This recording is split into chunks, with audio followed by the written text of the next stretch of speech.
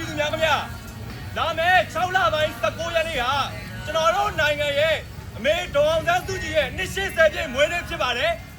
အမေဒေါ်အောင်ဆန်းစုကြည်ဟာသူ့ရဲ့အသက်40ကျော်နေပြီးတော့လက်ရှိ80ပြည့်တဲ့အထိမြန်မာနိုင်ငံဒီမိုကရေစီလမ်းကြောင်းကိုအားသွန်ခွန်ဆိုင်ဒီဇိုင်းမဲ့ရှောက်လန်းခဲ့တဲ့ဒီမိုကရေစီလမ်းကြောင်းကအမျိုးသမီးသူရဲကောင်းတစ်ဦးဖြစ်ပါတယ်ကျွန်တော်တို့နိုင်ငံ2021ဖေဖော်ဝါရီလ1ရက်နေ့မှာအကြမ်းဖက်စစ်တပ်ဟာဒီအမေဒေါ်အောင်ဆန်းစုကြည်ကိုဖမ်းဆီးပြီးတော့မတရားဒီနေ့ထိဖမ်းဆီးရတာဖြစ်ပါတယ်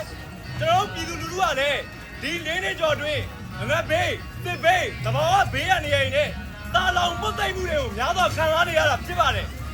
ဘလို့ပဲတာလောင်ပုတ်သိမ်းမှုတွေဖြစ်ပါသေးကျွန်တော်တို့နိုင်ငံရဲ့ပြည်သူလူထုအားသာငန်းငန်းတာလောင်နေတာကဒီမိုကရေစီအသီးအပွင့်တွေဖြစ်ပါတယ်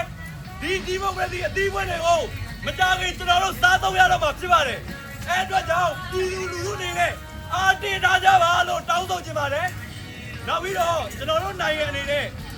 သူများနိုင်ငံကိုလာရောက်ခိုးလုံပြီးတော့တိမ်းရှောင်ကြရတယ်လာရောက်နေထိုင်ကြရတယ်အဲ့ပေါ်မှာသူတို့နိုင်ငံရဲ့စီးကျင်းစည်းကမ်းတွေကိုလေးစားပါ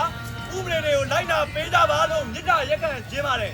ဘာလို့ဆိုတော့ကျွန်တော်တို့နိုင်ငံရဲ့ပြည်သူလူထုက